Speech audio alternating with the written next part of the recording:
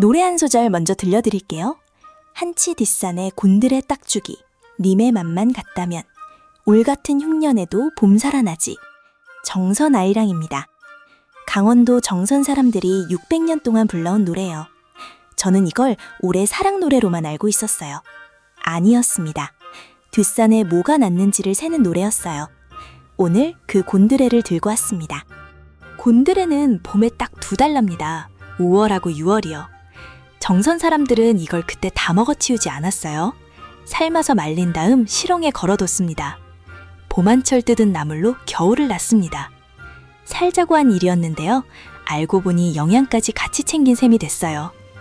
말려서 삶은 곤드레의 베타카로틴이 5,716 마이크로그램까지 올라갑니다. 생것일 때보다 높습니다. 말리면 영양이 날아간다고 알고 계셨다면 곤드레는 반대로 움직여요. 오늘 숫자 4개만 챙겨가시면 됩니다. 269, 5,716, 758, 그리고 8. 칼슘, 베타카로틴, 비타민 K, 그리고 물에 불리는 시간요. 마지막 8이 제일 중요해요. 곤드레 사놓고 즐겨서 못 드셨다면 이 숫자 하나에서 갈렸습니다. 600년 전 노래에서 출발해서 정선 5일장까지 다녀오겠습니다. 600년 전 정선 산속으로 선비 7명이 걸어 들어옵니다. 고려가 막 무너진 직후였어요.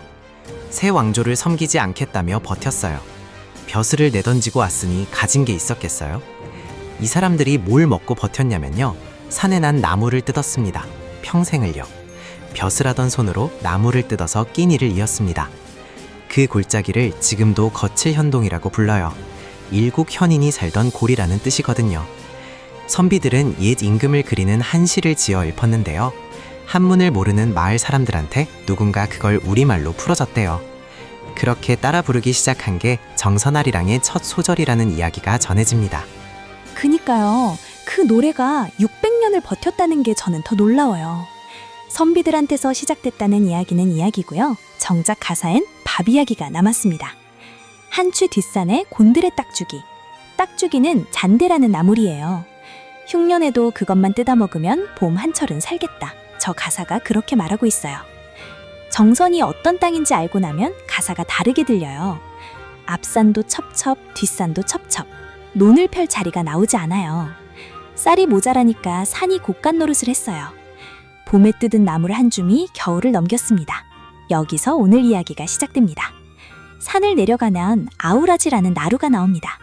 송천과 골지천 두 물이 만나 어우러진다고 그렇게 불렀어요.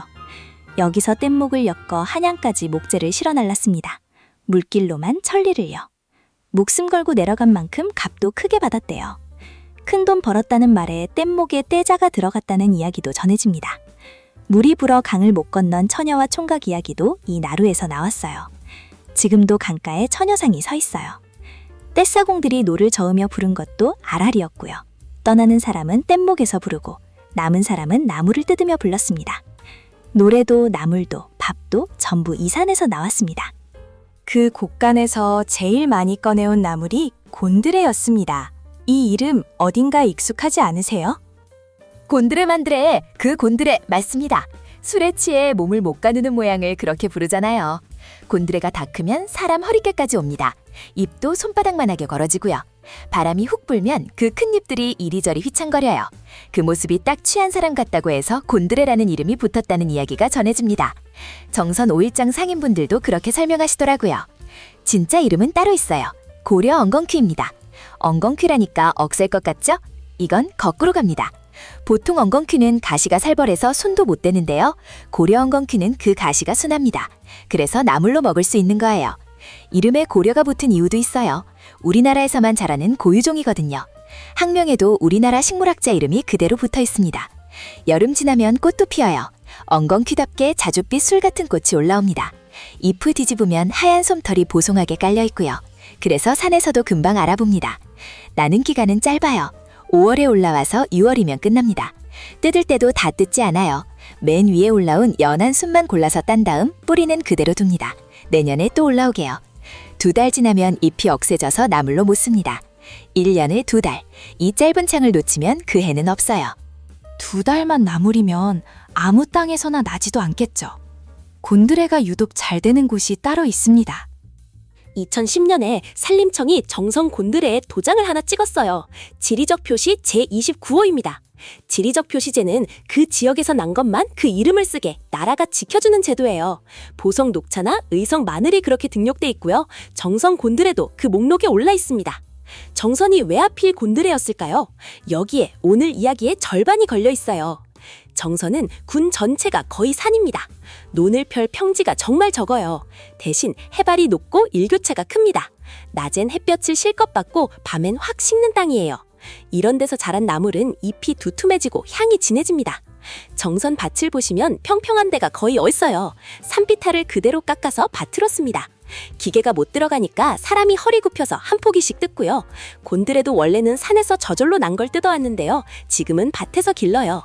정선군 산림조합에 곤드레만 다루는 장목반이 따로 있고 우수관리 인증까지 받아서 내보냅니다. 옆 동네 평창은 475개 농가가 859헥타르에서 산나물을 키워요. 이 일대가 통째로 산나물 산지인 거예요. 정선군이 앞세우는 10대 특산물 안에도 곤드레가 들어있습니다. 굶주린을 넘기려고 뜯던 나물이 이제 동네 이름을 걸고 나가는 상품이 됐어요.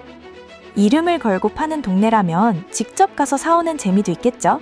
정선 하루 코스를 나리 씨가 짜왔습니다. 정선 가시면 구절리역부터 출발하세요. 폐선된 철길을 레일바이크를 깔아놨거든요. 구절리에서 아우라지까지 7.2km를 페달 밟으면서 내려갑니다. 다 내려가면 아까 그 아우라지예요. 천여상 보고 섭다리도 건너보시고요. 거기서 5일장까지 이어집니다. 끝자리 2일하고 7일에서요. 정선 아리랑 시장인데요. 곤드레 밥에 콧등치기 국수까지 한자리에 다 있습니다. 식은 남으면 화엄동굴도 넣으세요. 금캐던 갱도랑 석회동굴이 한 그루 붙어있는 데는 여기밖에 없거든요. 병방치 스카이워크에 서면 동강 물고비가 한반도 모양으로 휘어도는 게 발밑으로 보입니다. 봄에 맞춰 가시면 곤드레 산나물 축제가 열려요. 농가가 그날 아침 캐온 걸 그 자리에서 팝니다. 여름엔 아우라지에서 뗏목 축제를 하고요. 실제로 뗏목을 띄우고 그 위에서 아리랑을 부릅니다. 곤드레 사러 갔다가 하루가 통째로 여행이 되는 동네예요. 저는 그 시장에 걸린 마른 곤드레를 보고 궁금한 게 생겼어요. 바짝 마른 풀처럼 보이는데 저 안에 뭐가 남아 있을까요? 숫자를 찾아봤습니다. 곤드레 100g에 칼슘이 269mg 들어있어요. 나물에서 이만큼 칼슘이 나오는 경우가 흔치 않습니다. 철분도 2.4mg 같이 들어있고요. 나물이 무슨 힘이 되겠냐고 하시는 분들 계시죠? 저도 사실 그게 제일 궁금했어요. 산에서 나물만 뜯어먹고 겨울을 났다는 게 말이 되나 싶었거든요. 숫자를 보니까 말이 되더라고요. 여기까진 그냥 좋은 나물이구나 하고 넘어갈 수 있는데요. 다음 숫자에서 제가 좀 놀랐습니다. 말린 나물은 영양이 다 날아갔을 거라고들 하시잖아요. 저도 그렇게 알고 있었어요. 곤드레는 반대로 갑니다. 생 곤드레 100g에서 베타카로틴이 3,479 마이크로그램 나옵니다. 베타카로틴은 몸에 들어가면 비타민 A로 바뀌는 색소예요. 눈과 점막을 지키는 데 쓰입니다. 이걸 말려서 삶으면요. 5,716 마이크로그램으로 올라갑니다. 식이섬유는 3.7g에서 4.9g으로 늘고요. 곤드레가 예부터 속 편한 나물로 통한 이유가 여기 있습니다. 비타민 K는 267 마이크로그램에서 758 마이크로그램까지 갑니다. 뼈에 칼슘을 붙들어두는 데 쓰이는 비타민이에요. 칼슘 269mg에 비타민 K가 이만큼 같이 들어있다는 게 저는 재미있었어요. 부칠 재료랑 부치는 못이 한 접시에 있는 셈이잖아요. 저 이거 보고 진짜 소름 돋았거든요.